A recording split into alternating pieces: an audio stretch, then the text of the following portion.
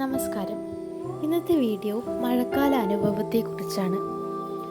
ആകാശത്ത് നിന്ന് വിളംബരവുമായി അലങ്കാര നൂലുകൾ പോലെ ഭൂമിയെ തണുപ്പിക്കാൻ എത്തുന്ന മഴ ഒരു സംഭവം തന്നെയാണല്ലേ.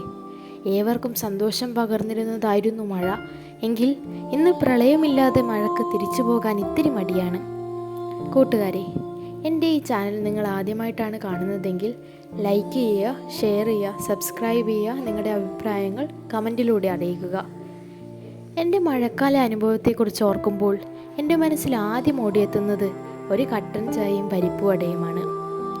എന്തു പറയാനാണ്, നമ്മൾ മനുഷ്യരുടെ പ്രവർത്തനം കാരണം വേനൽ മഴയിൽ തന്നെ മണ്ണിടിച്ചിലും വെള്ളം കയറലുമാണ്. എനിക്ക് മഴക്കാലത്ത് ഏറ്റവും പ്രിയപ്പെട്ടതായ വേറൊരു കാര്യം എന്താണെന്ന് വെച്ചാൽ ചെടികളാണ്.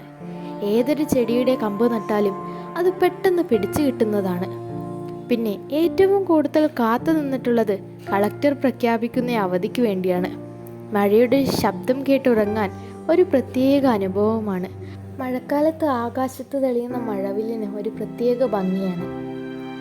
പക്ഷേ ഇന്ന് കാലം തെറ്റി വരുന്ന മഴയുടെ പ്രധാന കാരണം മനുഷ്യൻ്റെ പ്രവൃത്തികളാണ്.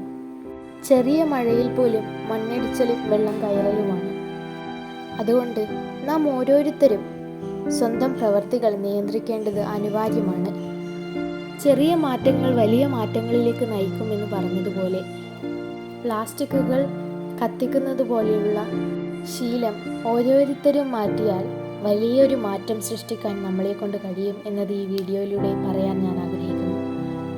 ഒരു നാണയത്തിന് രണ്ട് വശങ്ങളുള്ളതുപോലെ ഭൂമിയിലെ ഓരോ പ്രതിഭാസത്തിനും നല്ല വശവും ദൂഷ്യവശവും ഉണ്ടാകും. നല്ല വശം നാം ഭൂമിയിലുള്ള കാലം വരെ പരമാവധി ആസ്വദിക്കാൻ ശ്രമിക്കുക. ദൂഷ്യവശങ്ങൾ വരാതിരിക്കാൻ പ്രാർത്ഥിക്കാം. ഈ മഴക്കാലം ആർക്കും ഒരു ദുരന്തവും വരാതെ കടന്നു പോകട്ടെ എന്ന് ഞാൻ ആഗ്രഹിക്കുന്നു.